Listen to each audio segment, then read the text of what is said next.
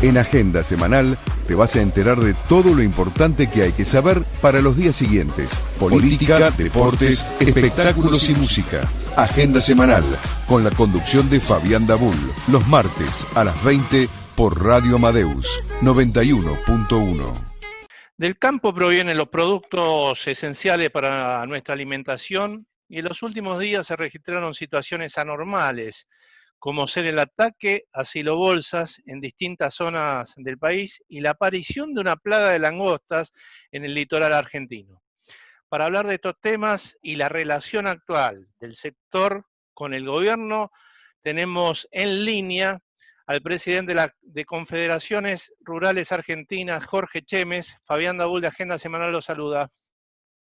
¿Qué tal, Fabián? Buenas tardes y muchas gracias por el llamado. Por favor, un gusto. Empecemos con esta plaga de langostas que está convulsionando el noreste del país. ¿Cómo lo está afectando el campo? Bueno, con mucha preocupación, yo le diría que por si nos faltan problemas en el campo, apareció la famosa langosta, ¿no? Que ya viene, digamos, complicando la situación en muchas regiones del país y lamentablemente fue avanzando o bajando, si podemos decir así, el norte al sur, con lo cual esta última semana se ha detectado incursiones de algunas mangas en el norte de Entre Ríos, límite con el sur de Corrientes, en la zona de Sucuatiá, donde tienen localizados los focos y por supuesto se están tomando las medidas necesarias para hacer las aplicaciones correspondientes, ¿no? Pero esto significa de que hay que estar alerta, hay que estar atento porque viene avanzando muy fuertemente hacia el sur. Tuvo un retroceso, según los entendidos en la materia, debido al viento sur que empezó a soplar, con lo cual subió nuevamente hacia el norte, pero aparentemente está estacionada por esa zona ya prácticamente, ¿no? Cheme, cuando usted dice puede venir para el sur, ¿puede llegar a Buenos Aires la plaga de langosta? Mire, yo no soy, vuelvo a insistir, no soy un especialista en la materia, pero por lo que estamos viendo, ha empezado a bajar hacia el sur del país, desde donde comenzaron a aparecer las primeras mangas, y evidentemente parecería de que podría seguir. Vuelvo a insistir, no soy un especialista en la materia. Me refiero más que nada por lo que voy viendo y analizando de acuerdo al proceso que venimos controlando. Muy bien. En las últimas semanas se registraron varios casos de ataques a silobolsas. ¿Cuántos ataques hubieron y dónde se produjeron? ¿Y qué pérdida ocasionaron? Mire, aproximadamente, si contamos inclusive los ataques que no fueron denunciados, estamos muy cercanos a los 50 acciones, ¿no? O Sí. 50 ataques. Los lugares donde se produjo básicamente la mayor cantidad es en la provincia de Santa Fe y la provincia de Córdoba, y centralizados en la zona agrícola fuerte, o sea que es obviamente la zona núcleo o la zona de producción de agricultura más fuerte. Ujú. Eh, También hay que agregar ataques en Entre Ríos y en Buenos Aires en algún sector, pero vuelvo a insistir que la mayor concentración la tenemos en Córdoba y en Santa Fe. ¿Cuál es el monto perdido? No sabemos exactamente qué cantidad de bolsas, pero sí hay que calcular de que en cada bolsa tenemos que estimar una pérdida de entre 1,5 millones y 2 millones de pesos, con lo cual no es poco el monto, son montos importantes, y además de lo económico, es el problema de la pérdida en alimentos, porque en Ujú. definitiva es pérdida de alimentos y en pérdida de recursos para el país, porque la producción que no se puede vender o que se echa a perder no tributa, al no poder comercializarse no paga ningún impuesto. Y esto es lo que realmente ponemos énfasis, porque sin ninguna duda le diría que va en contra de los intereses de nuestro país también. Ajá. ¿Ustedes creen que estos ataques son de origen particulares o tiene que ver la política atrás? Mire, desde el gobierno se dice de que es una situación, es un delito común, Mm, pero yo no sé si llamarle casualidad, pero hay un patrón en el cual estos ataques comienzan después de medidas que anuncia el gobierno y que realmente no son buenas para el campo, donde inclusive públicamente y ante la opinión pública se nos acusaba de que nosotros en el campo éramos, los productores me refiero, ¿no? Ujú. Éramos especuladores porque reteníamos a través de las bolsas el grano que no se podía vender y que con eso estábamos atentando contra los recursos del país, y toda una campaña de desprestigio Sí. que va de la mano juntamente con estos ataques a las bolsas. Esto comenzó hace 3 meses, no es poca cosa, tenemos un episodio de estos prácticamente cada 3 por semana. Ajá. Hola Jorge, le habla Lucas. Le consulto por la Gracias. actitud que tiene el gobierno ante estos ataques. ¿Cómo la ve? ¿Cómo ve esa actitud? Con mucha preocupación, yo les diría de que el viernes tuvimos una reunión con el ministro Basterra y la ministra Frederick y los ministros de la producción de las 4 provincias, de Córdoba, Buenos Aires, Santa Fe y Entre Ríos, y la verdad es que yo pensé en encontrarme con un panorama en el cual ya haya alguna línea de trabajo o de investigación formada o en funcionamiento.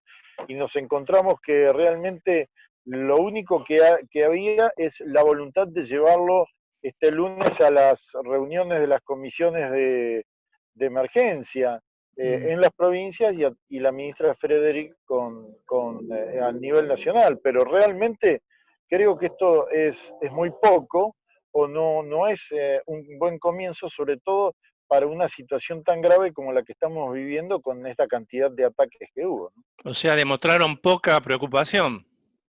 Yo le diría que yo no noto una voluntad de manifestarse, inclusive con fuerza profundamente, y repudiar estos ataques, que es sumamente necesario y sería muy bueno que lo hagan por parte del gobierno. Ujú. Y sobre el tema Vicentín, ¿hablaron? Mire, no en esta oportunidad, Ajá. hemos hablado en otras reuniones. Yo le diría que nosotros por el tema Vicentín básicamente centramos el rechazo, desde CRA centramos el rechazo digamos, a la invasión del Poder Ejecutivo sobre el Judicial. Creo que lo que corresponde es que se deje avanzar en el proceso judicial, que es el concurso de acreedores, que es lo que corresponde por ley, inclusive por un respeto a lo que estipula la Constitución, y sobre todo para saber el por qué se ha llegado a esta situación con la empresa y quiénes son los responsables. Ujú. Por lo cual no compartimos la idea de la expropiación de ninguna manera, y sí creemos que hay herramientas como para poder rescatar esta empresa a través de, digamos, de figuras legales que se conformen con el sector privado. Perfecto. Hace 12 años, en el 2008, la Argentina estuvo en vilo por el enfrentamiento que hubo entre el gobierno de Cristina Fernández de Kirchner, actual vicepresidenta, y el campo. ¿Puede repetirse un hecho como el de hace 12 años, un enfrentamiento de esa magnitud? Mire, el enfrentamiento se puede producir y los desencuentros también. Lo que no creo es que las medidas de protesta sean las mismas, porque evidentemente estamos en otro país ante situaciones diferentes, inclusive el gobierno no es exactamente igual que el de aquella época. Ujú. A pesar de los conflictos que tenemos, todavía existe un margen digamos, de diálogo razonable. Sí. Lo que sí le diría de que la situación es muy similar, y la situación es la de la apropiación por parte del gobierno a través de una excesiva carga impositiva de apropiarse de la renta del productor, el avance en el aumento de retenciones, el avance en un paquete impositivo que realmente se torna imposible de seguir soportando, ¿no? Esto sí es muy similar. Está bien. ¿Y que esté Cristina Fernández de Kirchner ocupando la vicepresidencia? Bueno, eso también tiene mucha similitud, aunque daría la sensación de que no sabemos si tiene el mismo protagonismo que tuvo en aquella época como presidenta, ¿no? Eh, pero bueno, vuelvo a insistir, tiene aristas similares, Ajá. pero no es exactamente el mismo proceso y la misma situación. ¿Ustedes del campo ven que Alberto Fernández es el que decide todas las acciones o puede haber algo de muñeca de la vicepresidenta? No, yo creo que ahí está muy claro de que hay una diferencias internas adentro del gobierno. Yo creo que hay un sector del gobierno que lo ve al campo solamente como una fuente de recursos fiscales y no le importa de qué manera, pero está totalmente convencido de que el campo tiene que ser el que tribute todos los impuestos que se necesita. Y hay otro sector que considero, por lo que hemos hablado en la reunión del 23 de diciembre con el presidente de la Nación, que considera que al campo también hay que apoyarlo con medidas digamos, de promoción y de ayuda, porque no se le puede estar extrayendo continuamente a través de impuestos cuando no se generan políticas que permitan producir, ¿no? Muy bien. ¿El coronavirus provocó problemas en el campo? ¿El tema de precios? ¿El tema personal? Mire, en el tema precios no ha generado inconvenientes o inconvenientes mayores. Puntualmente puede haber habido algún inconveniente, pero nada importante. Sí, obviamente el trabajo no es el normal, se ha trabajado en la mayor forma posible dentro de lo normal, siempre con los protocolos que disponen las autoridades sanitarias. El hecho de no tener que estar hacinados en espacios chicos, el campo ayuda porque evidentemente hay mucho menos riesgo de contagio. Pero obviamente todas las precauciones hay que tenerlas básicamente en el contacto de las personas. Muy bien. Para ir cerrando, para que sepan nuestros oyentes, ¿qué cantidad de gente trabaja en el campo en la Argentina y cuál es el movimiento económico anual que genera? Mire, no sabemos el número exacto, pero sabemos de que somos generadores de aproximadamente entre un 30 y un 40% de la mano de obra, lo cual es importante. Y sí, le diría que con certeza estamos generando entre el 75 y el 80% de los ingresos que el país genera, sobre todo en el tema de exportaciones, ¿no? Sí. Esto es un número importante o es un número que destaca el lugar que tiene el sector agropecuario como pilar de sustentación del país, ¿no? Excelente. Muy bien, Jorge Chemes, presidente de Confederaciones Rurales Argentinas, le agradecemos esta comunicación con Agenda Semanal. Muchas gracias a ustedes, hasta siempre y un Por abrazo. favor, un fuerte abrazo. Gracias. Chao, chao. Todo lo que tenés que saber en Agenda Semanal hasta las 21 con Fabián Dabul.